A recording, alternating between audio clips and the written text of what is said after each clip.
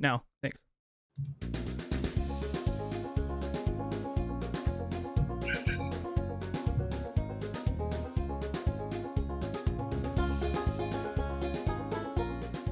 Hello, and welcome to this week's episode of the Metacast podcast. That's the podcast that improves itself, improves ourselves, and improves the self in general.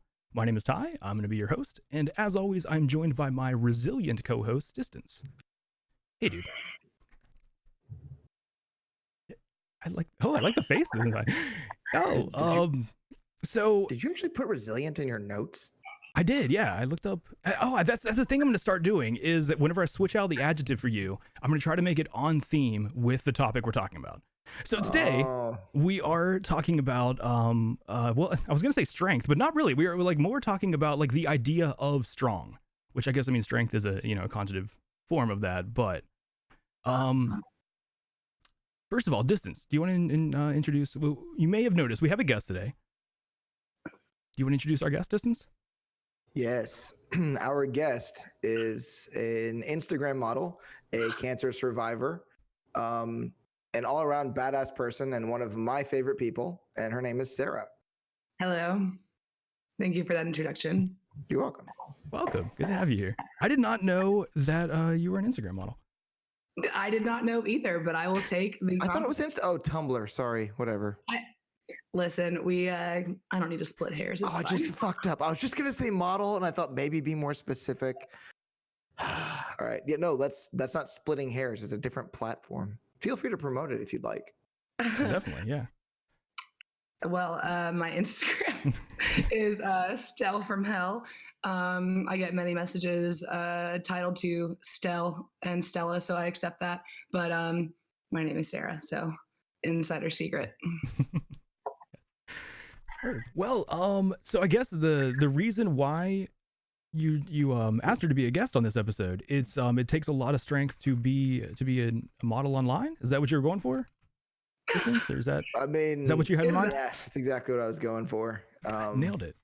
Yeah, only sissies survive cancer. Exactly. Yeah. Well, it's pretty much at this point, it's like it's easy, right? It's like another one of those. Yeah. They give you they give you a few pills and you're done, right? And it's like an outpatient thing. Yeah, it's like a vasectomy. You just go in and you go out, leave, couple snips. No big deal. I mean, not totally wrong. Oh, I was trying to be as facetious as possible.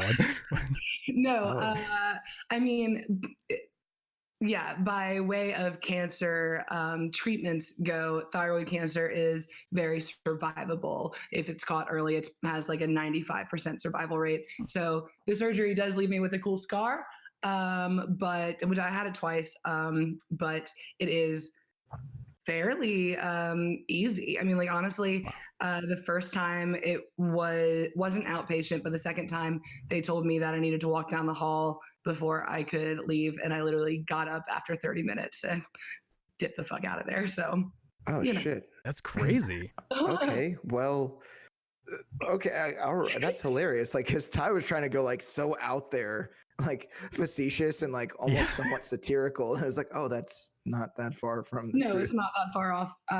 There's a lot more like aftercare, I think, as far as thyroid cancer goes, than maybe is typical for other types of cancer. But yeah, I'm very #blessed as far as what my cancer experience was compared to others.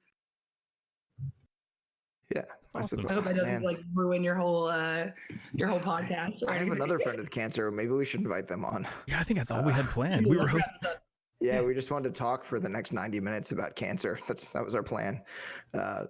Really. I guess to the point. What I mean, this topic was originally your idea. So what was your plan for this episode? Like, where do you see this going, Distance? Plan? Do I look like a man with a plan? Yeah, like that's not like I'm like a dog chasing cars. I don't know what I'll do if I ever catch one. Yeah, I mean, that kind of the plan was, well, usually what we do is like, we give a definition of the thing that it is that we're talking about. And then, we kind of like go on. I've got several different ideas and several questions to pose to both of you. I mean, particularly for our guest, because, there's a guest here. So, and a couple like, small small anecdotes to share relating to this. So, dude, have you actually looked up how many fucking definitions there are of strong? Yes, that was actually one of the first things I wanted to start with. Was I'd forgotten some of the uses of this word, which I thought was kind of cool. Do tell.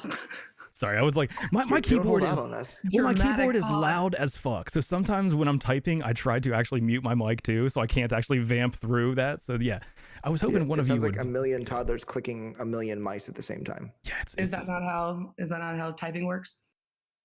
No, I mean mine's not that noisy. Well, but okay, so when I looked up strong, there were 4 main definitions that came up. The first, having the power to move heavy weights or perform other physically demanding tasks, which I think is interesting that it cuts it off with physically, because I feel like just having the power to perform other demanding tasks could work. But like basically like brawny, I guess would be a synonym for that. The second one is able to withstand great force or pressure, which is like resilient or secure. And then the third, or very intense, which I guess could be rich or brilliant. And then this is the use that I completely forgot about.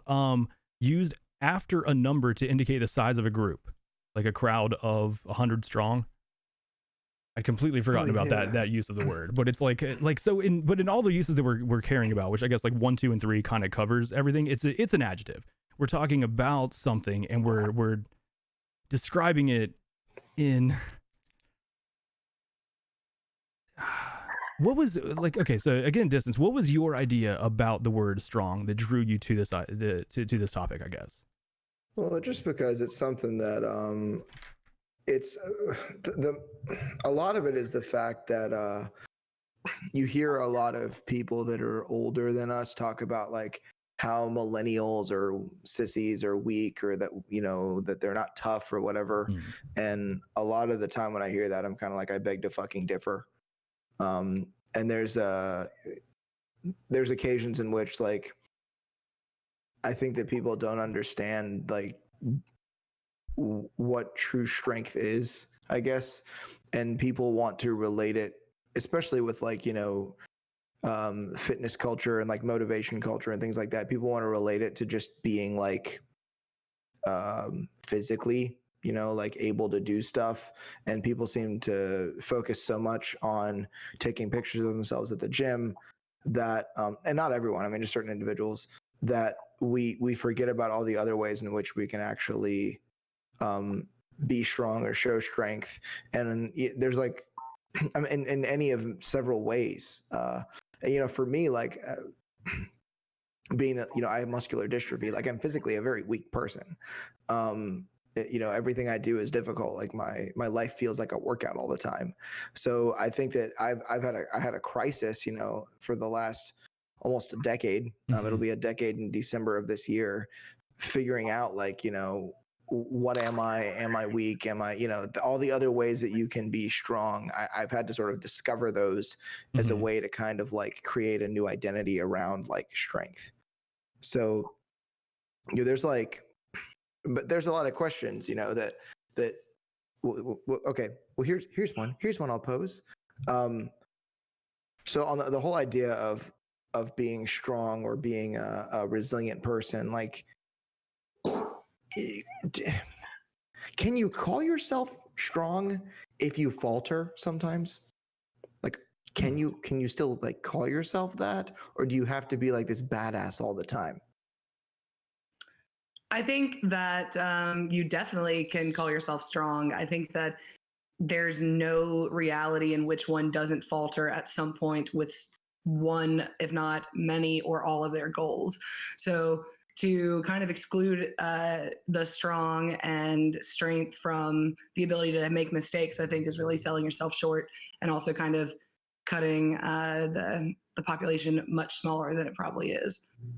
So do you think that with the fact that many of the people that a lot of individuals admire, do you think that we've been given sort of an idea in some cases where we where we think of individuals as being like hardcore all the time, because with social networking, we only get to see some individuals' highlight reel? I think it depends on who you're following. I think that there really is kind of a new wave of people that are showing all sides of themselves. If you allow yourself to view it and take that in as a kind of strength. I mean, I would argue that vulnerability in and of itself is a kind of strength. To put yourself in a situation that could be hard to deal with. I think taking that first step in and of itself is a testament of someone's strength. And so taking it as someone always showing their highlight reel could also easily be shown that like they're still very much so putting themselves out there in a way that they don't necessarily have to. And I think that there's obviously different ends of the spectrum as far as someone literally like photoshopping themselves or only posting this or that. But I think you find that a lot of times people do share some of those more intimate parts of themselves that allow even discussion and dialogue to kind of take place that wouldn't have before, which then grows strength in others. Brad, Yep. what do you think, Ty? I mean, I have a feeling you probably agree with her mostly, but Yeah, no, I completely agree. I think that you repeat the original question, because I wanted to answer the way you worded it. I wanted to respond to something in particular. Oh, I don't know exactly how I worded it now. Oh, I thought you had it written down. When you falter. Can I rewind? Do what? Well, exactly. It was the word falter. What exactly did you mean by falter? As in like, oh, that's a good point. Always so semantic, Ty. I know, I took it to mean like when I think of someone faltering, I think of someone going off of whatever original plan they had, whether that means a relapse or a hiccup or having to adjust something, or let's say realizing something isn't going to work out the way they originally planned. Like to me, that's what faltering means, is just literally, I guess, not doing it the way you expected to do it, right? Gotcha. Yeah, okay. And I mean, and to some degree, that's kind of how I meant it. Like, faltering would be like having, like, so I don't know. Let's say that you have a plan to, I don't know. You have a powerlifting meet in like, 8 weeks, and you end up with like the flu, and so you're like sick for 4 days, so you can't lift, or maybe like you're training for this event and then someone you care about dies, and then you end up like missing training days and you don't even go to the event. Well, that's stuff out of your control. What about if you the fact that you would basically say that you can't get sick or mourn someone's death without losing your strength? Those are very well. I mean, I guess I'm giving reasons. Well, that's the thing. Like, that's the reason why I'm saying that, like, those are all completely reasonable things. But there's some individuals that would be like, like in a lot of like the motivation culture, you see like with motivational speakers and things like that, and some individuals would be like, oh, you got to go after your goals no matter what, like that kind of thing. Wouldn't you argue that it's more of a testament of someone's strength or not on the more mundane things that catch their distractions or get them to falter, as you say? Like, they're kind of two different questions, right? Yes. In that case, I suppose, yeah. Or maybe if there's a day where you're just not feeling it. Yeah, maybe you're just feeling a little down for no reason. I'm sorry, I interrupted the fuck out of you. Sorry. It's okay, I interrupted you first. Yeah, I think that they're different situations. I think that like, the motivation or will to get yourself off the couch when you're having one of those days probably comes more often than the situation that you need to concentrate on, i.e. like the flu or, like loss of someone in your life. So I guess in this case, are you kind of getting at the fact that the use of the term falter is somewhat relative?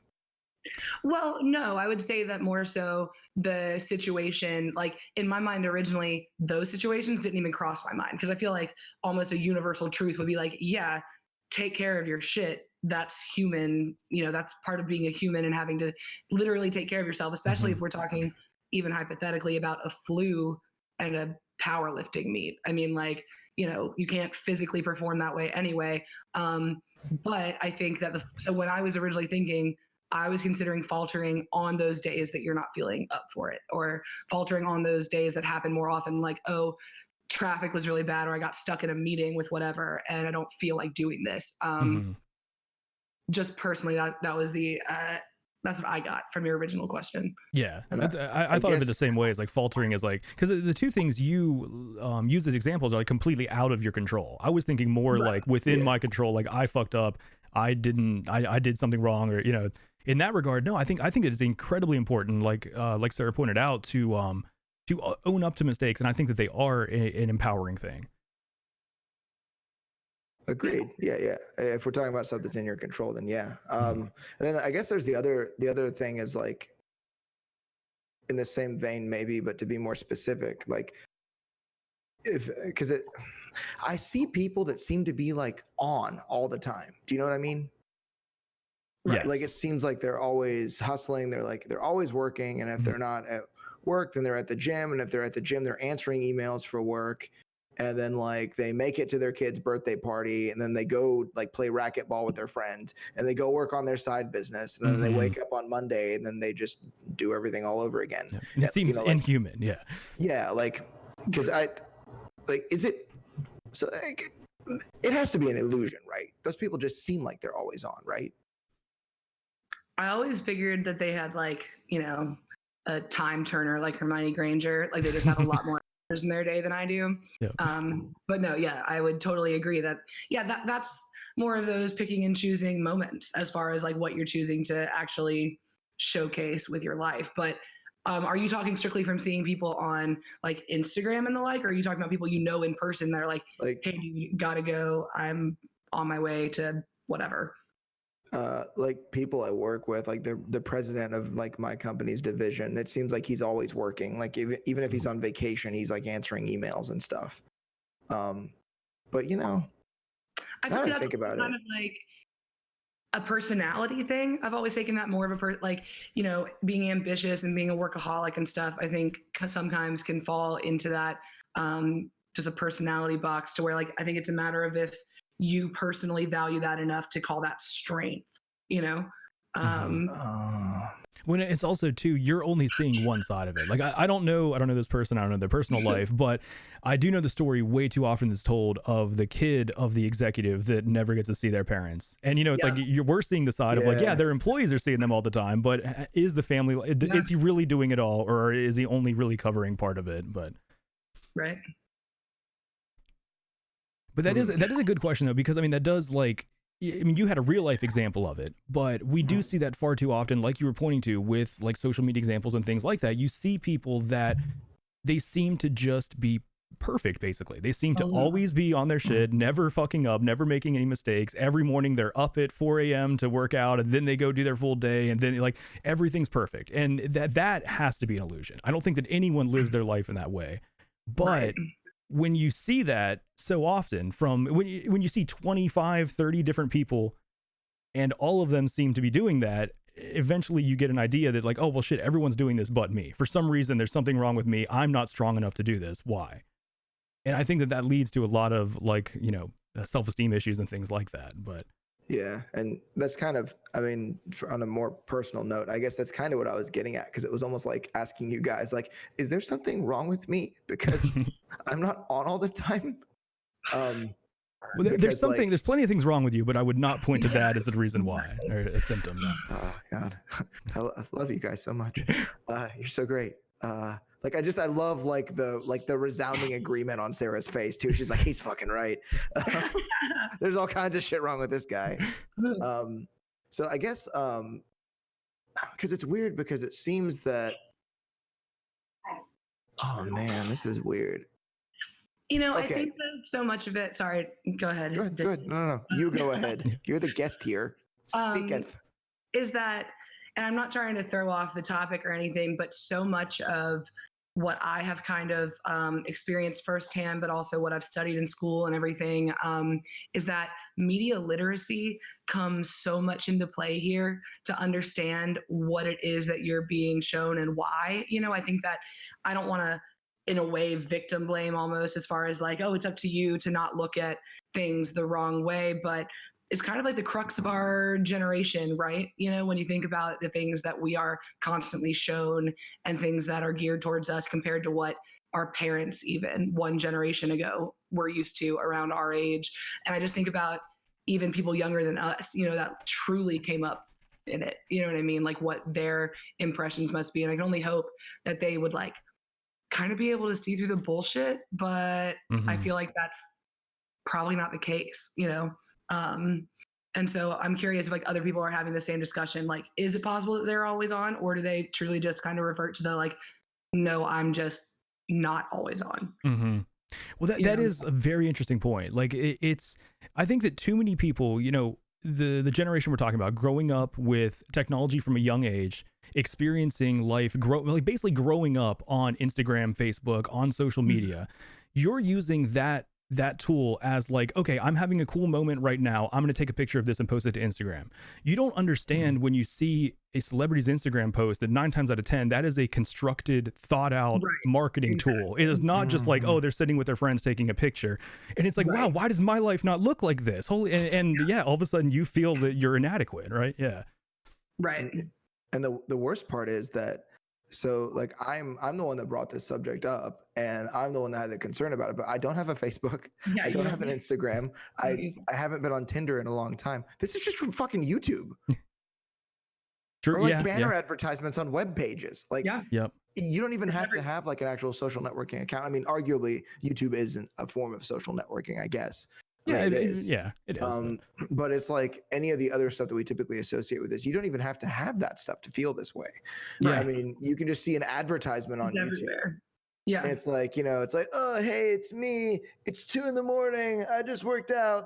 Like, I don't do coke. Like, it's, you see, it's, I don't know, it's nuts. Well, like even on Discord, thinking about it from that angle of like, think about this generation of professional video gamers. You know what I mean? Where it's like you're even getting shit on, hypothetically speaking, about like, oh, you're not playing enough video games. You're not even good enough to make millions of dollars, like, be the next ninja or whatever the fuck it is. But to where like it's literally in every single, I don't know, but it's in every single facet of our life right now. There is an influencer. It is a thing. And even the title itself, influencer, implies that they set the standard, and whether they should or not is totally, relative, I guess. Dude, it's funny that you brought up the video game thing, because we played Apex Legends. I'm assuming you're at least vaguely familiar with that. Sure. Well, it's like a battle royale, and there's like, I think if I'm doing the math right, there's a 5% chance of winning. Basically, so like when we started playing Apex, we started like watching other people, like streamers and stuff, like their YouTube videos and crap, and like watching them just fucking shred people and think, oh, we fucking suck at this game. When the reality is that most people that are playing this game suck at it. Right. Yeah. So it kind of set, even for like a video game, it set a standard that was like, gave me this idea that I was just fucking terrible at it, when the reality is that most people are. Yeah. And it's supposed to be enjoyable and supposed to be a hobby, and like, reasons why I quit. Yeah. It's not what I would, it became something that wasn't fun anymore.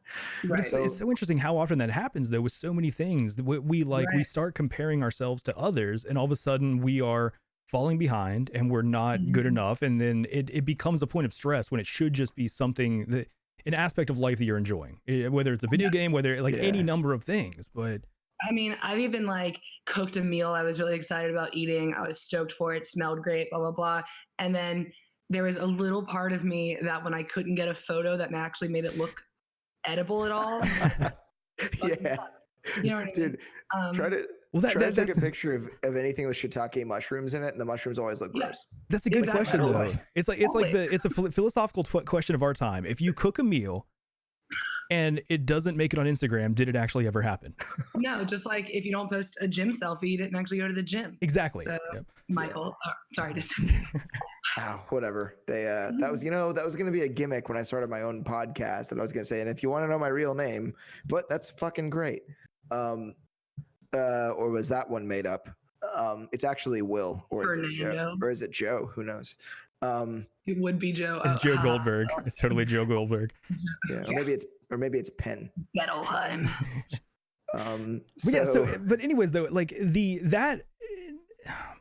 is that part of human nature? Is that like are we a victim of our times? Well, no, I mean, like, no, just like you pointed out. It made it easier, right? Like, I mean, I think that the comparison has always been a problem. Just like, people try to say, oh, everyone's on their phones when there are so many photos of, the TV will rot your brains, radio is of the devil, newspapers, people will always go for the distraction, just like people will always go for that natural sense of comparison and competitiveness. I think that is definitely human nature, but now we're doing it at a rate unseen before. I think that's the huge part of it. And it's literally everywhere. For thousands of years, you could only compare yourself to the people that surrounded you in an actual vicinity. Now it's literally the entire world with social media. It's almost like a chronic case of everyone having like a big fish in little pond compared to small fish in a big pond kind of situation. Yeah. Speaking of, you're like literally you're on your phone right now. Like you don't even, like you pointed out, you don't even have social media. What were you were doing that? What are you doing? You were actually just doing that for a bit, weren't you? Yeah, I was doing it. It was a routine. It was a routine. Right. Yeah, it was no, always at me, never with me. So and that is like I was actually going to make that point too, Ty, like the whole idea that like now you could be like the best football player in your county and that was fucking awesome and you could feel really good about it. But now like it's such a broad thing, like the comparison's massive. So it's like I can compare myself to like somebody, like some kid in Bosnia that's like playing Destiny 2 or something right now, or the I don't know, what else do I do? Or that cooks real good on Instagram. And that's like kind of crazy. It's cool, but it's also shitty at the same time. So here's something that another thing that I wanted to kind of pose is that some individuals, and I think it's a function of the type of masculinity that is toxic, where or even just toxic behavior in general, where you believe that accepting help from someone else makes you weak. But here's the thing. I think that we can all agree that doesn't necessarily make you weak. But are there situations in which you probably shouldn't ask for someone else's help? Are there situations in which you would be exhibiting strength by not asking for help versus other situations where it actually might be strong of you to ask for help? Well, I think that help takes on a lot of different forms. I think there's help truly infinite forms, like help depending on what you need and what the situation is and who you are as a person. But I also think that even what I said before, there's strength in vulnerability. And I think no matter who you are, no one likes asking for help, right? Like, does anyone truly enjoy it? Like, even the people who ask for it constantly and seem like they do, I don't think anyone really takes pleasure in it. So there's that. But I think also, like, to me, strength and even like healthy choices or whatever you want to call it lie somewhere in between humility and hubris. I wish that there was a nice H word I could use in between. But I like the alliteration. Spectrum you just drew, like humility and hubris. No, but it's true, because if humility is to be able to see your own weaknesses and to see where you can have somebody fill in those gaps, but hubris kind of allows you to think, well, maybe I can do it on my own. It's a matter of finding where your sweet spot exists, to be able to not sell yourself short, but to also not cut your nose off to spite your face. Yeah, exactly. Yeah, I think that to answer your question, if you're asking for help for something that you could do and it's just that you don't feel like doing it, or that, then I think you're doing yourself a disservice. If you're asking for help because it's something outside of your skill set, but you know where to find the resources to get it done, I think that is showing your strength. Right. Especially like if you think about it in a professional environment, if you are in any sort of management capacity or anything and there's a task, you know who to delegate it to. Like, that is a strength of that position. Like, right. And even looking at it from a physical standpoint, because I think it's easy to kind of get more subjective from like the personal or emotional thing or even advice. But like, let's take someone who's struggling at the gym, you know, who like maybe picked up a weight that was too strong or is really feeling pain or doesn't know how to work their form. I think obviously it would take a bit of like, you know, swallowing your ego to go ask somebody regardless. But I think also that kind of turns into like, do I push through it? Do I like ignore these signs, or do I ask someone to spot me or to help me or to show me how to do this? And I think those, like, it doesn't take away from your strength to be able to ask for someone's assistance, you know? I don't think help necessarily means you're putting off 100% of the effort onto somebody else. Yeah. Well, no, exactly. And I think in the example you just gave there, I think that like you said, the strength that it takes to swallow your to your pride and go ask someone for help, I think is strength. I think that in itself is demonstrating strength. Yeah. Yeah, I agree. Yeah, I mean, especially the thing that you said, Ty, I think you worded it really well when you said that if it's something that you know you can do yourself and you just don't feel like it, then you probably should, you know. And I think we've all done that, right? Like there's been situations where there's something you know you can do and you get someone else to do it for you, you ask for help, and yeah. Yeah, and I mean, there's some situations where I'm guilty of the bad side of hubris, where it's like, so I work, the office I work in is right next to a plant. So there's a lot of big, strong people everywhere. And like, there's times where there's like a huge guy that I work with across the room, but I'm like, I'm going to lift this fucking 60-pound printer all by my damn self. And then I'm like, hey, yeah, I'm so fucking awesome. Ow, my back. And it's like, and even like in some situations, the big person across the room would be like, dude, you could have just asked me. It's like, but I don't want to be weak, you know, like, yeah. So. And then the question turns into like, weak to who, you know? Yes, exactly. Yeah. Well, I mean, the other thing is that it's like, that's something that I should know is not a good idea for me to do. Like, and it's like, and that's like the kind of the knowing when to ask for help. And like, I've gotten a little bit better at it. I mean, there's actually times where like, I don't know, maybe I watched the movie Ninja Assassin too many times. I don't know, and if you haven't seen that movie, maybe don't watch it. It's not that good. But I had this idea like where like I almost found myself disgusting for a long time, especially like right after I was diagnosed with muscular dystrophy, like where I thought that if people saw that I needed help, or if people saw me climb stairs funny, that they would like make fun of me or like think bad things or think I was pathetic or weak. And there's a lot of things that I've had to get over. I mean, a lot of it was like issues with like, worrying too much about what other people thought, but also just like recognizing that this doesn't necessarily make you weak. Like you can't stop this. Yeah. And there was actually an occasion with one of my nephews. Let me think. I think he was 9. He might've been 8. And he saw, like, I have a tattoo on my right shin that says "Stay Strong." Before anybody that's watching thinks that makes me tough, I have nerve damage in my shin, so I didn't feel it. It didn't hurt that bad. Oh, nice. I was about to say, I've heard the shin is really tough. Yeah, it was. I felt the top like near my knee, but like most of it I couldn't feel. So like people be like, I bet that hurts so bad. I'm like, yeah, bro, I'm so hardcore. But no, it really didn't. But I got the word "Stay Strong" tattooed on my shin like maybe 2 months after I was diagnosed with muscular dystrophy.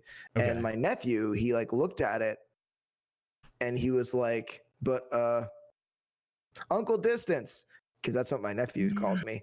He's like, Uncle Distance, you didn't stay strong though. You didn't do that. I'm like, bro, there's so many ways to be strong, brother. Like, just because I can't bench press 8,000 pounds doesn't mean that I didn't stay strong. So I had to explain to him that the whole point was that my body will fail and I will become weak, and that is damaging to somebody to have to go through. And then it's like, no matter what happens, you have to just like be like, fuck it, do what you can. Exactly. Well, and at that point, like the difference between the two definitions of strong, you may not have the ability to move heavy weights, but you are able to withstand great force or pressure, whether that be emotional pressure, mental pressure. You're withstanding the pressure, right? There's two different definitions, and I think that's the bleed over and the crossover between the two and the confusion between the two is what causes that. We do that a lot in English, where we use one word for multiple different things like that, and it causes confusion like that. Like the definition your nephew was trying to use for strong was something completely different than what it meant to you. Yep, and he's like, you know, a kid that's grown up with the Marvel Cinematic Universe and Thor and Captain America and all those things. So like, there's things that he doesn't necessarily recognize. But he just sees what's kind of on the surface and whatnot. And it's actually kind of funny. I didn't realize. I think I was actually more uncomfortable with opening up like that than I thought that I was, because I realized I was actually grabbing the arms of my chair. Like digging my like white knuckling it. Jeez. Like yeah, like it's kind of weird. It's like one of those things where you find yourself doing it and you're like, what the fuck? Were you stronger than you expected? Ooh, nice. Nice. Hey, I'll be here all week. Have your bartenders. I understood that reference. So here's the thing that I think is interesting. Like when we talk about being strong, is it's like I think that, well, would you guys agree that most people are tougher than they realize they are?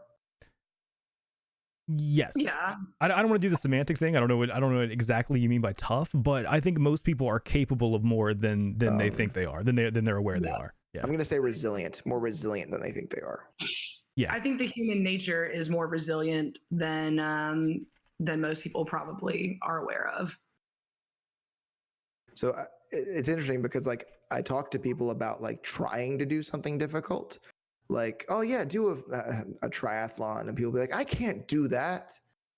But it's funny because the same person that says that, when they're faced with something difficult that they're forced into, they can actually find their way out of it, and they can actually do it relatively easily compared to like what they expected of themselves. So I think it's interesting to think about like people that don't think they can, and then they're faced with something awful, like I don't know, having to like get their family through like grief, or dealing with the loss of a loved one, or a chronic illness or cancer, and then they end up in those situations, and then they realize that they can actually get through it just fine. But see, here's the thing that, I mean, that's apples and oranges, isn't it? Why would we compare apples to oranges? I despise that saying so much. But it's okay. It is very different though, right? Wait, which apples? Yeah, I mean, like, well, like the running difference a marathon versus getting through grief. Again, it's kind of a control versus lack of control thing. You're not just like you're like, oh fuck, I have to run a marathon. Like, I mean, that's kind of the difference that I'm citing here. Is like I recognize that, like, you know, it's doing a marathon or doing a triathlon or something like that is like, it's not the same thing as having to deal with like, but the difference is that typically things that are forced upon you are not, you're not going to be forced to do a triathlon, but the things that do get forced on you as far as like suffering goes is usually emotional. So I guess it's the contrast between that, and that's the contrast that I'm making, is like the contrast between what you can control and like make happen that's difficult versus what just happens as a matter of course. Well, and I think also, even if you want to kind of even compare two things that are closer than that, but still have that same difference, is like getting out of a rough relationship, or leaving a job, or like taking a chance and moving somewhere. Like all of those are still based in emotional strength, but those are things that are less like out of your control. You know, it's a matter of still like putting yourself in those situations. Wait, haven't you done 2 of those things? Haven't we all done things like that? I mean, probably, yeah. I've like moved, and I've, stuff. What was the most difficult thing about moving for you? Honestly, I moved from Boone to Wilmington after college, and my best friend was here and had been here for a while, so that level of like comfortability. But honestly, I think it was like the permanence for it. I think that was the scariest part. It was the fact that, like, you know, when you go away to school, it's almost like a set 4 years. Like, you have 4 years to figure out your shit. Moving to Wilmington, it was kind of like, well, why are you going? What is there? How long are you going to be there? It's like you start feeling all those questions that, for someone like me, when I didn't have a clear-cut plan, it was terrifying. It would have been much easier for me to have moved back to High Point, where I'm from. You know, even something as simple as having to like get to know the roads and things like that was kind of intimidating at first. But honestly, I feel like I was able to kind of tap into those points of strength in myself that I had forgotten were there, you know, and I realized that I was more resilient and I was able to put on that kind of brave face sometimes and go in and like put myself in those situations that I hadn't been in for a really long time. But it was really rewarding. And I think that like, but yeah, that's like something more similar, I think, to what you were getting at as far as types of strength and things in your control and out of control. Well, I think speaking to your point too, a lot of these things are, like your whole point is that we're capable of more than we're like necessarily consciously aware of. And it's like all of these things, I think that necessity is a great motivator. You're going to do things when it comes down to that you need to do something. It like do or die, basically. You're 9 times out of 10, you're going to get it done as long as it's within your physical capabilities.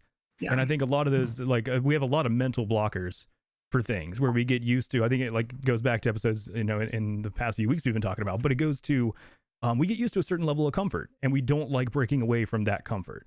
And there's a lot of things that we can do that we choose not to do because they're uncomfortable.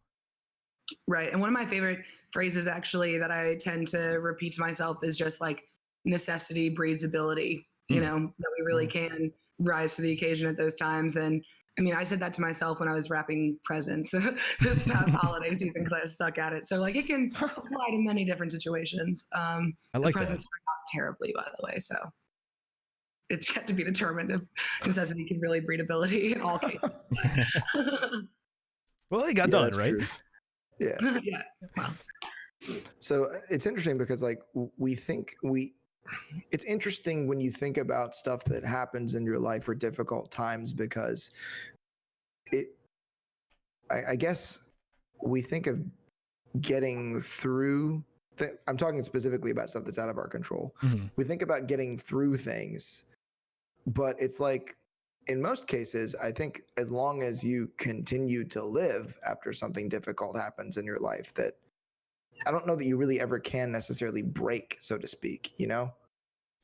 That I think as long as you continue to live as bad things happen, that in itself is just strength. Well, yeah, I mean, yes and no, because I don't know about the word break, but I would say, I mean, if you think back to like think of a memory you have when you were a kid, you are not the same person as that kid was, right? Like you grew into a different person. There can be an event you go through that changes you so much that you don't actually go through that. You survive it, but you become a different person because of this event changing you. And I think that's like you didn't go through it. You changed. Right. And I think that kind of part of that also kind of goes into like you can succumb to things without you know, like dying, for example, isn't like even something as simple as like remaining complacent to existing where you happen to be born, you know what I mean? Like going back to the whole moving or something. I think that that in and of itself, and that of course comes with the like disclaimer that if you have that feeling that you want to move and you just never do, obviously no shame against people who like where they live, like whatever, but you see what I'm saying? I think that, and the same goes for like even take something like addiction, you know what I mean? Going back with letting bad things or having bad things happen to you. And that kind of puts you in another situation where it's not just about getting through the grief, but it's about getting through the grief and not giving into this other kind of thing that's always there. There's like omnipresent challenge. Like, hearing you guys talk about this now, like it kind of makes me think about the fact that I, in the past, I've had difficulties with drinking. So I'm at the point now, like where if I'm going to consume alcohol, I have a checklist. So it's like, is work stressful? Is someone in your life upsetting you? Like, are you under emotional stress? Is there some other kind of stressor that's occurring right now? Are all your relationships cool? And then if everything's fine and there isn't any like extreme stressors, then it's like, okay, you can go out and have a couple beers. Gotcha. But if it's, because I think there's situations where I'm realizing now that like what I said, that just living really isn't a sign, because I could say, am I going to deal with this difficult thing and face it head on? Or am I going to stay drunk for the next, 3 or 4 nights and try to run away from this thing instead of actually like being consciously aware of what's occurring in this situation? And that's something it's a constant struggle for me, where it's like you have to make sure that you fit all this criteria before you do this. Yeah. So it's like, hey man, come out and have a couple of beers, and it's like, well, Work's been really shitty this week, so I'll come out and drink some sparkling water. That's so funny because for most people, it's like, dude, work's been so shitty. Yeah, let's do that. That's exactly what I need. But you realize that you were using it for that for too long, right? Like the phrase "I need a drink" is like, if I say that, it's like, no, you don't. But if I'm like, a drink would be nice, then it's like, yes, it would be nice. Wait a second, your cat just died. No. And it's like, okay, yeah, I can't do that. Please tell me your cat didn't actually just die. Did your cat die? No, my cat's fine. Oh my God. Okay. I think you broke both of our hearts for like half a second there. He's like off camera over here. I'm very concerned. Yeah, I was talking about my last cat. Sarah met that cat. I met this cat too. What? Which cat? Your stray turned house cat. You did? Like 3 times. No, 3? What? Nuh-uh. Wait. I have a terrible memory. Yeah, it doesn't matter. It's fine. I don't remember. Okay, maybe you did. Sorry. I really like what Lee just put in chat. That's actually a great example of that. The life or death situation, like the movie that James Franco played, the guy that he got trapped while hiking and had to cut his arm off because his arm was like, like that is something that I guarantee. Yeah, what was it? I'm sorry, 127 hours. Yeah, I guarantee that like that man, if you would have interviewed him a day before that, there's no way I could chop off my own arm with a pocket knife. But it's like you get to a situation where it's like, okay, I either do this or there's going to be more dire circumstances like death or something, and all of a sudden you can do it. You have the strength to do it within you somewhere. It's just there's mental blockers preventing you from accessing that strength that's always there. Yeah, that's true. And you hear a lot of people talk about, like psychologists and like life coaches and other stuff talk about how, well, it's like what you were talking about earlier, Ty, with comfort, that our brain is sort of wired to keep us comfortable, to keep us out of situations that could potentially be difficult or dangerous. And not even dangerous, but just like uncomfortable, like being in the cold. Well, but for so long it was dangerous. It was a survival mechanism for so long. It's just now we live in such a cushioned world that it's kind of run its course, and now it's just let's seek the most comfortable spot rather than let's seek safety and survival. So I kind of touched on this when I asked another question earlier, but choosing to go on a really long hike, hike an entire section of a trail, like a prestigious trail or something like that, or like I don't know, riding a road bike 100 miles in a day. That sounds awfully specific. Are you talking about anyone in particular? Or no, certainly not on the bike that's right behind me. Sorry, I had to. That was a modern art installation. Oh, I mean, it's kind of doubles as art. Like I took most of the pictures off my walls, so I mean, it's like, yeah, it is art. I think one episode you should just have like a child's like little tiny bike on that, like a tricycle. Yeah, just a little. That would be pretty funny, actually. I might do that, or like doing like a swimming event or like a foot race or any number of like difficult things. There has to be benefit to going after things that are difficult, right? Well, yeah, but I think that and this goes with who you are as a person, Distance, that I know, hence even your name, is that you tend to relate success and strength to the physicality of it. And I think that obviously has a lot to do with your own personal relationship with it. But I think that there's a lot of ways to go after something that's hard that doesn't show itself in that way. But yes, I think there's a lot of benefit to that. I think there's always benefit to put yourself in that situation. It's just a matter of what's valuable to you, Man, don't you open me up without my consent on the air, Dr. Phil. Hashtag scene. Well, like we talked about before, though, it's actually, I don't know if this is the conversation we had on the air or if it was like a private conversation, but of course there's a benefit to testing your limits and finding out what you can do and like how you can grow. And I think that's what you did with like riding a century. Was you didn't, I don't know if you didn't think it was possible at the beginning, but it was like you wanted to see if you could do it. You had never done it before, and it's like, okay, well, fuck, let's see if I can actually pull this off. And it was a goal that then once you did it, it's like, okay, well, I know that that's actually now something that's possible for me. I mean, I love the saying, everything's impossible until someone does it. That was impossible for you until you did it. And now it's something that you have done.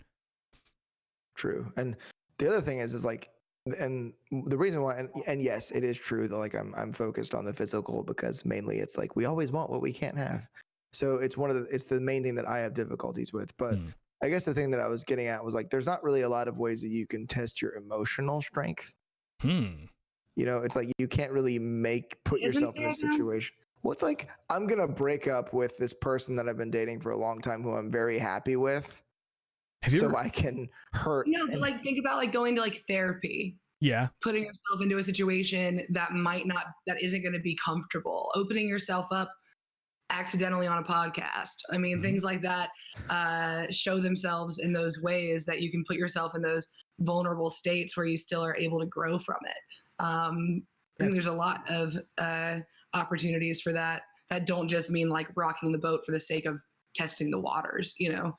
Yeah, that's true. I guess especially if an individual is someone who tends to repress difficult emotional things.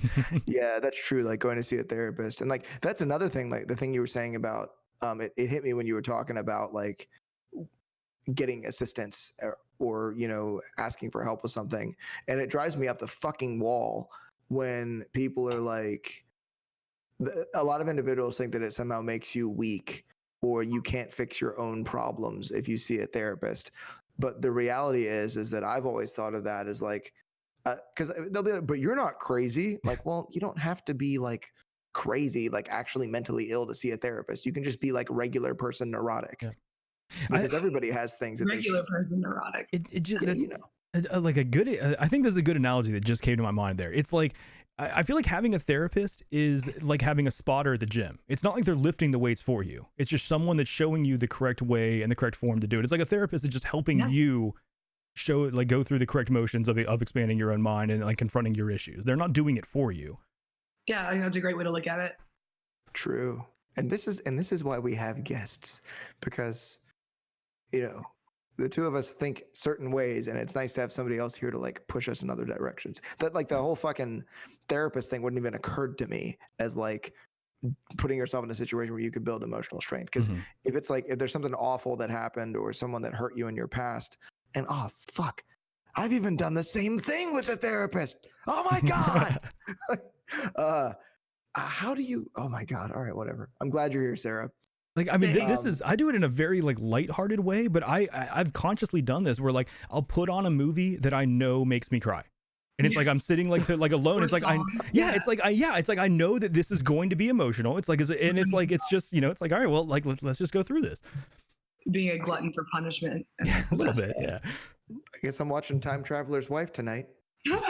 Dude, I cried during Lego Batman. What part of Lego Batman made you cry? Lego Batman made me cry. Which part? What happened? It's because of, you know, did you see Lego Batman, Sarah? Are we about to spoil Lego Batman? Wait, did you say something? Because I think it cut out on you. No, I'm fine. It wasn't important. So you didn't see Lego Batman? No. Okay, well, it's like, because, oh God, do I really have to explain? Fuck it, I don't care. So there's, in the movie, Bruce Wayne's like, I will fucking, I'd be so happy. Of service right now. It's because I can't believe you just did that. Ouch. Just don't look at me, okay? Well, no, there's like, I've come a long way since I watched the film, but there's like the fact that Bruce Wayne / Batman in the film, I mean, he's basically Lego man. He like the Lego Batman. Yeah, don't forget that that's a huge part of the story. Yeah. He is a Lego without like. Yeah. There's lots of Batman movies, and you specifically cried at the one without humans. Yeah, and then it's Will Arnett, comedic actor Will Arnett playing the. That's true. Hey, guys, if you need friends, don't ask either of these two to help. I'm just kidding. We do this because we love you. I know you do. But yeah, it's like the fact that Batman in the film is so like cut off, and he acts like he doesn't need anybody, And the reality is that beneath all this like facade of trying to be like some tough whatever, that the thing is he really does like have a desire for some kind of closeness with someone, and that it's exhausting for him to keep up this whole fucking act of like, you know, needing to be like this like hardcore dude or whatever all the time. And Gotcha. it was this thing that like I just got to this point where I was like, I guess I realized like I'm exactly the fucking same. And, you know, toward the end of the film, he realizes that it's good for him to have a sense of like family with some friends. And that's when they played the Everything is Awesome song? Is that when they don't play that one in that one? Dude, I was on a date. I was on a fucking date. Oh, Jesus. Like they look over at me and I'm like, oh, fuck. Was it the first and last date? No, we went on a few others after that. Okay. Like I wasn't bawling, but there were like noticeable tears. Like there was some reflection like from the light on the movie screen. So That's good. that's kind of like where it yeah. So I think that's one of the reasons why I asked the question, you know, is accepting help from others like strength, weakness, whatever. And it's something that I've kind of struggled with over the years. And I think I've come to a pretty good resolution, but thought it would be a good thing to talk about here. So yeah, man, that's why I cried during Lego Batman. And I cried during Time Traveler's Wife because fuck, dude, have you seen that movie? That's all I got to say about that. I feel like I have, yeah. I think it's based on a Nicholas Sparks novel, if I'm not mistaken. But Nicholas Sparks ones, yeah, they always get me. The Notebook's a tearjerker. I've never seen a Nicholas Sparks movie except for A Walk to Remember. Ooh, that's a good one too. So you guys are both. You've never seen The Notebook? I don't need to. It's like The Sixth Sense. It's everyone has told me what it is. What's the point? It has famous actor Ryan Gosling in it. Oh, trust me, I got plenty other Ryan Gosling connections. It's fine. I can watch better movies. Oh my God, got me.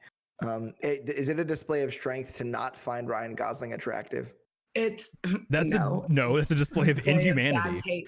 Yeah, it's just if you're a human being and you're not attracted to Ryan Gosling, there's something incredibly wrong with you.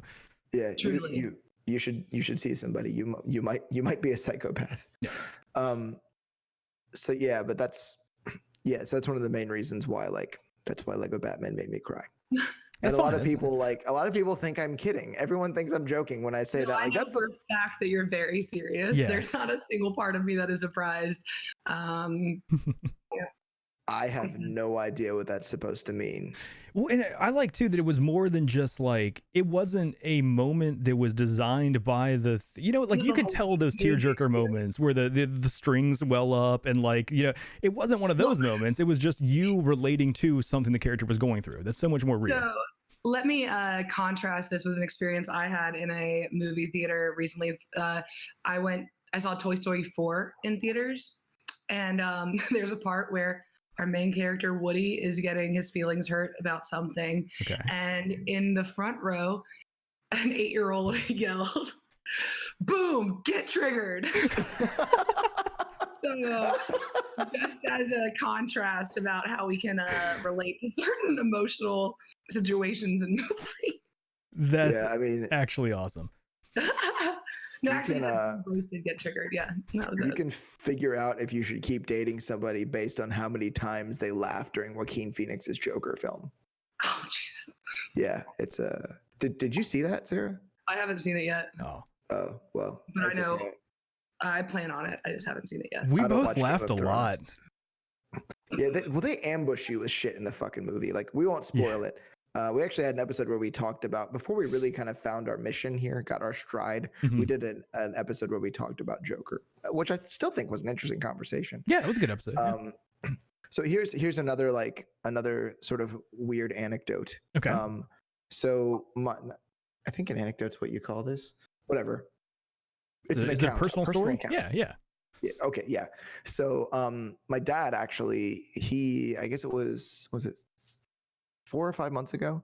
He actually had a mild heart attack. And, there's it was one of those ones where he was like, I can't feel my arm. My chest kind of hurts. I'm going to drive myself to the hospital. So the hospital's 2 miles from him. Okay. But it's still a guy having a heart attack driving himself to the hospital is pretty crazy. So he drives there and they go in there and do all the tests and stuff, and he feels kind of effed up and whatever. why did I just censor myself? We've been saying the F word this whole time. Whatever. He feels kind of effed up, and they do some things. They're like, "Oh, sorry to tell you this, but you've had a heart attack." A what? So there's a measure called ejection fraction, which is a measure of how the fraction of, in this case, it's a left ventricle ejection fraction. It's how much blood is pumped out of the left ventricle, like that enters when it enters it. Yeah. And it's supposed to be a sign of like heart health. And I think it's between the normal range, I think is between, it's like 55 and 70 or something like that. Okay. And I think his was like 40 right after the heart attack. Ooh. And like, so it's not so good. Yeah. And he had like a bunch of weird, like, I forget what they're called, but they're like these weird marks that look like bruises that are common after a cardiac event. And he sent some pictures of those, and I was like, that is fucking gross. Thank you for that. But it's like, are those subdermal hematomas? Maybe. I don't know. Keep going. I'm so like sorry. An episode of House right now. Right. You're like, all right, Chicago Hope. That's right. I took it back that far. I'm so sorry. Keep going. I didn't mean to distract you. Go. But then, like, this is the weird thing is that, like, a couple months later, like, they tested this again, and he was at 60, which is like really good. Yeah. And the doctor, like, he said something pretty close to like, "What are you?" As I'm like, "You some kind of alien, bro." Like, and so it's kind of funny because like my dad like almost kind of boasted about it. Like, yeah, hell yeah, 60 ejection fraction. I'm 80 years old. And like I saw him like after he'd gotten like it was it was a couple days before he'd gotten the numbers for like the ejection fraction test that they did. And I saw him like, and I was like, dude, you don't seem like an 80-year-old man that just had a heart attack. Is your dad 80? Yeah, he's old as shit. Yeah, well, he actually turns 80 this year, so he's 79. He turns 80 this year. I'm just rounding up. Because 80 just rolls off the tongue much better than 79. But it's one of these things like where it's like it's almost like I don't know that he necessarily did anything, but some people just have like a natural resilience in certain cases where they're just able to like get through shit in a way that's like really like good. And I mean, he actually got depressed like for a couple weeks afterward. He said that he was having to like get used to this new identity as a heart attack survivor. I'm like, why the fuck does that have to be your identity, bro? Yeah, that's like, and I think after a little while he started to realize that, like this doesn't define me and like I can get past this. And he did like all kinds of research, like trying to figure things out. I mean, he had also here's another thing. He had a double bypass in his like late 40s. Jeez. So he's actually he and I actually had a really morbid conversation where like right before this happened, we were trying to figure out how many years we thought he had left. That is a morbid converation. Like it's the definition of morbid. Yeah, that is not a conversation I want to have with my dad at all. Jesus. And we determined like 5. But now it's seeming like our estimate might have been a little low. That's a good thing. Yeah, it is. It is a good thing. But it's just one of those things where it's kind of cool to like see that happen, like to see that someone just sort of gets through something and comes out like at a point like where that's actually unheard of. Like that doesn't happen often. I mean, it wasn't like it was a major heart attack, but it's very rare for someone to get back up to like that's not just healthy. That's like really good. Yeah. Like actually, if the ejection fraction is above 70, it actually could mean that there's any several problems. So like 100 is bad. Yeah, you don't want it to be too high. Yeah. But it's like that's just something that I thought that I would be interesting to mention because like no matter how bad the thing is that happens, that it's still possible to not only get through it, but in some cases to thrive. Yeah, exactly. And yeah. It's like what you guys were saying earlier. I think you were kind of like riffing on the idea that that as things happen, like you start to open up possibilities that you didn't really have before, and you start to realize what's possible. And there's actually there's a section in it's oftentimes by like religious people it's misconstrued as like altruism, but there's a section in one of the letters that Paul wrote to one of the churches, I can't remember which one, where he says something about that he dies to himself every day. And I've heard an interpretation of that you change a little bit every day. Yeah. So like if you think of yourself, because there's a lot of things that have to do with like people's identities. Like if your identity is like, I am lazy, and you start to be more active and start to take initiative for things. And I don't just mean like running a mile. I mean like doing the dishes or cleaning your apartment or running errands, like things that maybe you're like not used to. There's something about you that feels threatened when you start to change into like a less lazy person. So it's almost like a little piece of you is dying. You know, it's like when the memory you said about like, you know, when you're younger and something difficult happened, like you were a different person then. Yeah. So like somehow in some way that person's kind of dead. And in some ways I think that as we build strength and become more resilient, little pieces of us kind of die and other parts of us are kind of born. So that's just, it was just a cool interpretation. When I heard somebody say that about it, I was like, oh, that's really clever. That's a hell of a lot better than dying to yourself every day, as in like giving somebody money because they need it. Like it's just a deeper kind of idea.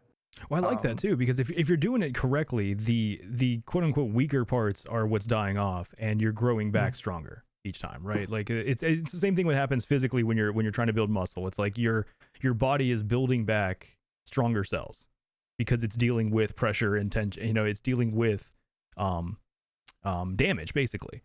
And I think that's the same thing that happens emotionally or mentally. Is like you go through shit, you deal with struggles, and you come back stronger. And like you pointed out, you realize that you probably can deal with more than you think you can. Yeah, it's true. And you know, like in this conversation too, especially because like I don't know, I semi-ironically or humorously like said the thing to Sarah about like not opening me up on the air without my consent.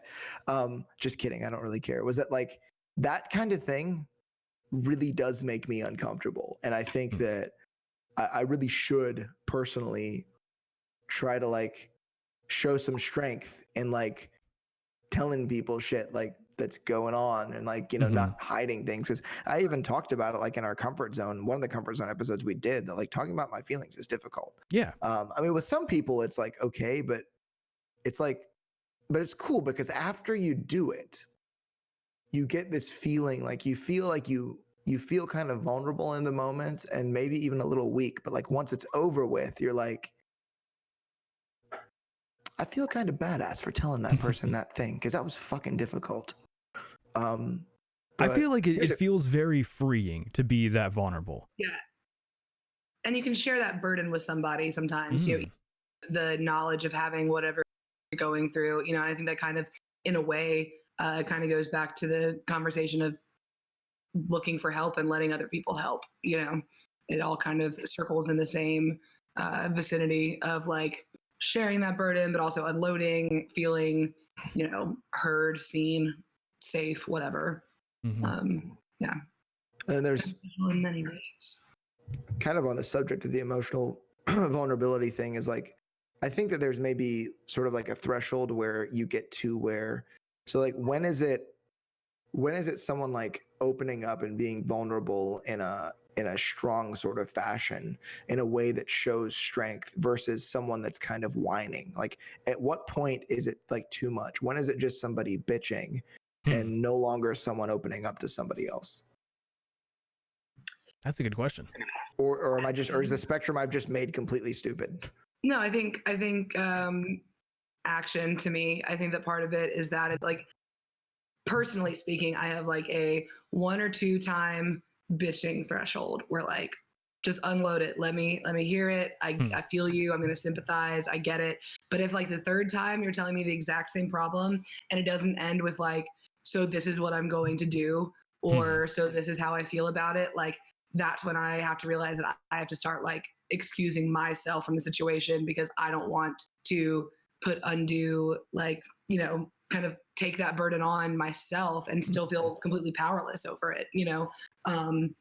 Yeah, I think that's, to me, I mean, that's totally personal. I think that that's not necessarily the, but yeah, I have a pretty short threshold for like hearing someone bitch about the same thing without any sort of plan of action, or like, you know, they just like want to wallow in it, you know? Well, I think it's very important the way you said that too, is it gets to a one of 2 points. Either here's what I'm going to do about it, or here's how I have to feel about it. Because there are certain things that literally we can't do anything about, and you have to just accept. And it's like, okay, well, this is my new reality. This is how I'm going to accept it and move on. And that's like, that it's not a solution, but it is an end to that situation, at least. Like, I mean, you're still going to deal with the feelings with it, but at least like, and that can still be like the okay route to take, you know, when it's something like work, you know what I mean? Like, oh, I have this project that I'm dealing with, or a coworker or something. And it's like, well, realistically, is it worth taking the action of like leaving your job, or is it worth just taking the action personally and kind of accepting it, you know what I mean? And just realizing like, this doesn't deserve more headspace than I'm giving it. And now that you mentioned the thing, Ty, about like this is my reality, on the subject of like muscular dystrophy, like it was December of 2010 when I was diagnosed, and I spent like 6 months of just why me, and why did this have to happen to me, and why not somebody else, and like, oh, all these people take all this stuff for granted, and I'm gonna drink a whole lot and hate everybody for the next like 6 months. And I just got to this point where it was like, stop fucking whining. Like, this is pathetic. Like, you just, because me and my dad had the conversation too. He said like, you know, he's like, because I mean, he was upset. I mean, nobody wants a kid to go through shit like this, but he came to the resolution that he was like, you know, instead of like being so sad about this or acting like this is such a terrible thing, that why don't we just understand that this is the way that things are? And just move forward knowing that this is how it is. And it's really weird because like, I was actually thinking just like a few days ago, like I was just like watching TV, and I had this weird feeling where I thought to myself, like, it doesn't feel like it did anymore. Like, it doesn't feel like this awful, like, woe is me thing. It just feels like this is how things are. And so you just live life like this. And the actual feeling of acceptance, not just saying like, oh, I've accepted it. The actual true feeling of acceptance. Like, this is it. This is how it is. Like, and that's cool. Like, I'm okay with that. So yeah, it's like, that's one of those things where like, but I guarantee you, I did a lot of bitching for like that period of time. Like, every single time, like I'd be out with any of my friends, they'd be like, every fucking time we go out, no matter what stranger you're talking to, you can't shut up about it. It's like, you want to tell everybody how fucking awful it is. CrossFitters and people with MD, right? Yes. And vegans. I forgot. And vegans. I'm a vegan CrossFitter that has muscular dystrophy. Honestly, you'd be a viral sensation if you were. It's very marketable. The question would be, whenever you meet someone, which one do you tell them first out of the three? Oh shit. That's the toughest. Ooh. But no, back to the point though. That has to be though. Like I mean, like you talked about, you were diagnosed coming up on 10 years ago. And when did you realize that it's feeling different like that? Like this point of acceptance that you got to had to have taken a long time. It's not that this was like, you know, I mean, we're talking about years that it took to get to that, right? Yeah, I think that for me at least, it got easier when, because like the main thing is that like I did Muay Thai, I did Brazilian Jiu-Jitsu, like I was a fighter, like I was a grappler, so I felt like that these were the things that I was, and that this disease took that away from me. Yeah, well, you felt the same way, like in inverse, that your identity was being threatened by something. Yeah. And it took away like who I thought I was, and I realized like, oh no, you're not a fighter, you're not a grappler, you're not Mr. Big Tough Jiu-Jitsu guy. You're weak, you're pathetic, you're like that same kid that got thrown into the locker in middle school, you know, like that kind of stuff. So a lot of it was really deep stuff. And I think that when I kind of discovered bicycles, and I realized that like I could make it work, like using gear ratios, like I can go really, really slow, but I can get up these things. It'll be way harder for me than it is for other people. But I can do it. And it still kind of pissed me off, because I was like, oh man, all these assholes out here with their healthy skeletal muscles, fuck them. And I had a conversation with one of the guys that works at one of the bike shops. It's Cycles de Oro in Greensboro. Yeah, I know that shop. It was Woody. Hey, Woody.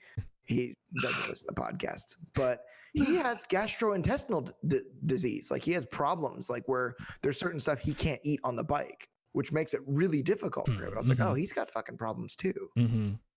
Yep. And like, oh, and you talk to people, it's like, oh, that guy's got a bad knee. Yep.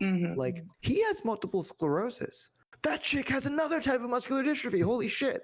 Like, what am I bitching about? Realize we're all fucked up. Yeah. And I got to the point where I thought to myself, like, you could say if only you didn't have this, you'd be out there winning races and you'd be able to climb all this shit on your mountain bike with no problem. But you wouldn't even be doing this if you didn't have this disease. Well, that's what the fuck are you talking about? I forget who talked about this, but it's like, I love thinking about it in this way. This is not an original thought of mine, but I love this puts it into perspective in a way that I really, really appreciate. Human beings talk all the time about how we wish we could fly. If we could, would you? 99% of people have the capability of running and they never fucking do it. If you had the capability of flying, who would? We would all still be sitting around watching Netflix. I mean, humans are so fucking lazy. Like, but I think it's like, just like you're talking about, it's like you do things like simply because it's difficult. And that's something that not many people do. Yeah. And I think also it's about taking it for granted. I think, you didn't have that fire lit under your ass until your diagnosis or until you started realizing how your life was changing as a result of it. And I think all of us kind of have that catalyst. And I think that kind of goes back to our very first point, which was like, what is it? How do you react to those catalysts? And that's what strength is, right? Yes. Well, that I thought was also really interesting as you were talking about that. So you realized, that you couldn't fight any longer, that you couldn't do certain things. And then, the way I forget exactly how you worded it, but you found bicycling, you realized you could make that work with gear ratios. And all of a sudden it triggered a new light in you. Right. But I thought it was interesting that it almost had to be something physical though. Do you like, if you think back, like, could you have found any sort of like mental activities or like if you got into like competitive chess or things like, is there anything that you think would fill that same void for you? Or do you see things as a physical activity differently than you see other things? Yeah. I mean, eventually those things will have to fill that void, so to speak. I mean, I've already once I'm in a wheelchair, I'll be eligible to play quadriplegic rugby. So I can do that still. It's nicknamed murder ball for a reason. I've heard of that. That's right. Yeah. There's like a documentary in like 2003 or some shit that was actually pretty cool. Yeah.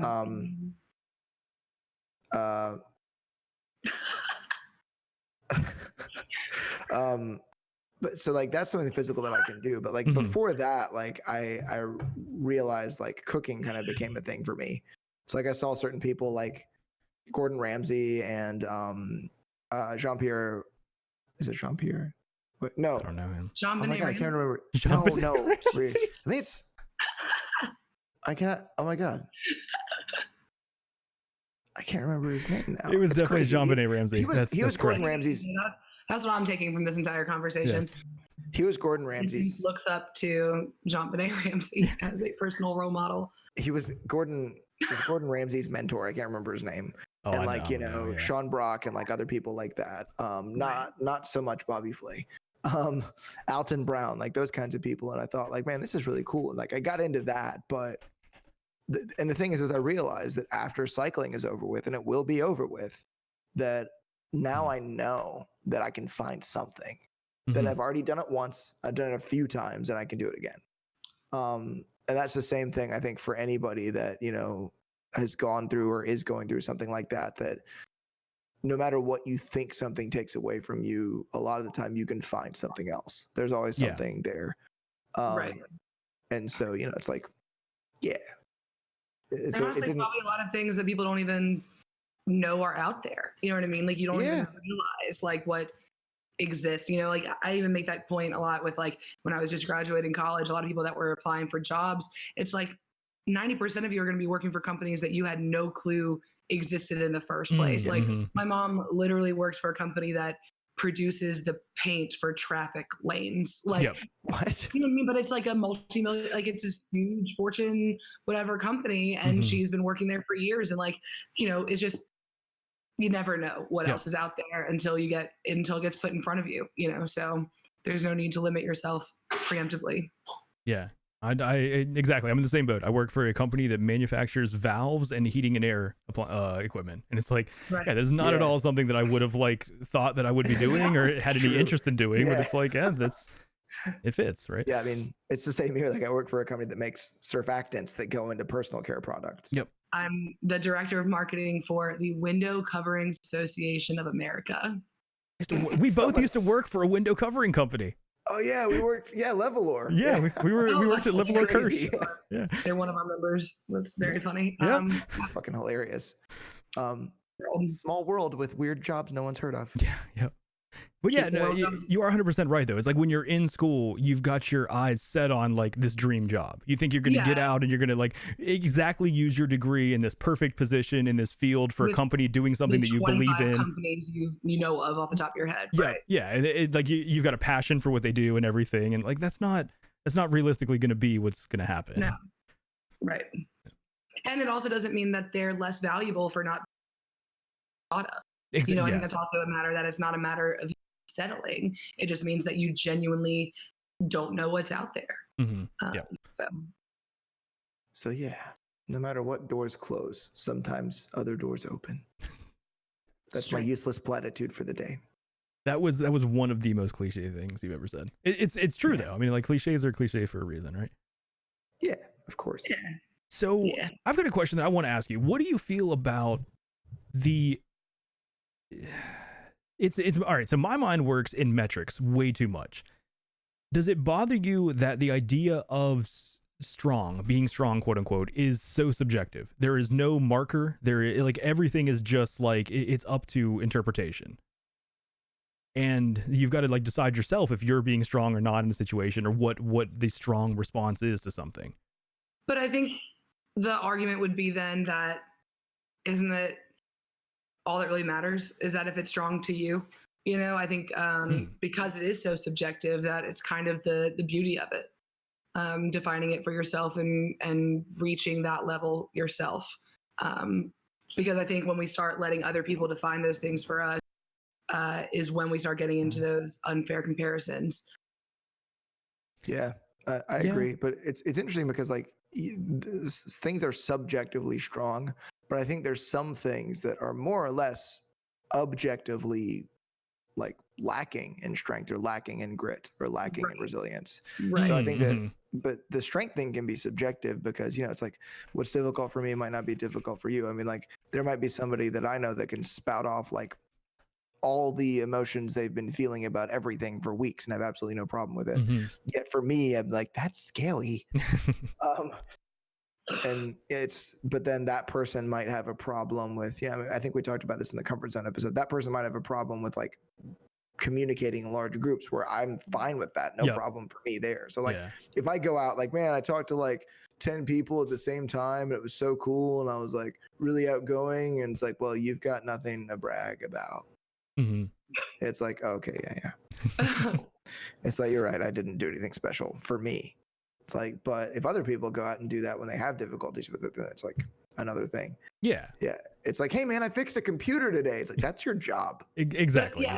But I also think that like part of strength, and this is again why it's important to remember that it is subjective and that it's still valuable while being subjective, is that like you don't have to be outwardly struggling to demonstrate strength when you do something. Like it's for example, the person who goes and talks to a bunch of people at a bar, it might be hard for them, but just because they're not like shaking in the corner beforehand and whatever, it doesn't mean that that's not just as difficult for them as it could be for someone else. So I think that again, that it puts so much emphasis on your outward appearance with it or other people's impressions of your starting point, Yeah, because now that you mentioned that, there's a lot of occasions where I've found out later that individuals I know have difficulties with certain things. I'm like, I never would have known. Like I consider myself a shy person in public, and I know that. What? Seriously? See? Yeah, totally. I'm terrified of talking to new people at bars and stuff like that. I've known you for how long? 15 years. Well, I mean, not actually like acquainted for whatever. Okay, well, at least like 7 or 8 years, like actually close friends. But now that I remember 15 years ago, I guess this makes sense now. That person's dead. But yeah, I've been told I'm kind of the same way, where I'm very nervous, but I people say that I'm able to play it off well, where it doesn't come across that way. I guess I don't like wear it on my sleeve, but I don't know about what, like personal interaction. Like we were just talking about, like bars or places like that. Like if I'm talking to a large group of people, like do you think that it's like too obvious? Well, you know me too well though. I don't know. I mean, I don't know, like, because I've known you for like 20 years. Yeah, exactly. That's like, hard. Maybe because you said that, I was like, it's not obvious, but I guess I just know you so well that maybe like I notice the shit that only you do that other people don't. That's what I think. Yeah, I think that's probably what it is. I think that a lot of the stuff doesn't register to other people as uncomfortable, but like I know it is. Mm-hmm. I think that, yeah. That's like weird. Like it makes me realize now that people have known me for a long time for the shit that I do that other. Oh God. I feel so vulnerable. You are so vulnerable right now. Oh my God, that's so bad. I feel like the walls are closing in on me. How does that make you feel? Talk about your feelings. Fuck you. That will be my final thought for the day. I'd like to wrap up with that. Like, no, when your friends try to help you build resilience, don't tell them fuck you or fuck off or go to hell. Beautifully put. Or smack them in the face if only they were in the same room as you. Dude, I hope you wouldn't smack me in the face. I wouldn't really smack you in the face. Good, thank you. Definitely not. Cool. All right, so did you guys want to go ahead and wrap up? Well, yeah, we covered everything that I had noted. Hold on, did we? Same here. Pretty much, yeah. I had like one other note that was like tangentially related to something we talked about. We already moved on, so hopefully now that's gonna bug people about what my last note was. It was a good one too. Ooh, here we go. I'll tell you real quick. Let me just. All right, the note was, all right. Whenever Distance was talking about, and then that's what I was gonna say. You son of a all right, bitch. so that brings us to. It's almost as bad as the Sopranos series finale. Cut to black. Yeah. So Distance, do you have a final thought for us? Yeah, man. I have a quote. It is Bruce Lee. I think I've done several Bruce Lee quotes recently. Yes. They've been good ones though. I like the Bruce Lee quotes. This is a pretty popular one. Do not pray for an easy life. Pray for the strength to endure a difficult one.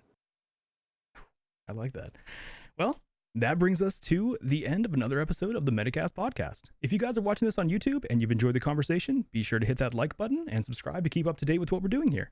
Comment below and let us know how you feel about the idea of strong. Tell me a time that you've had to show strength in your life. If you're interested in further taking part of the conversation or even joining us as a guest on a future episode, join our Discord. The link is in the description down below. Don't forget to join us next week for another episode. It'll be live Wednesday at 7:30 p.m. Eastern Standard Time on twitch.tv/TylerTV. Thank you guys for listening, and I hope you have a great week. Thanks so much for having me.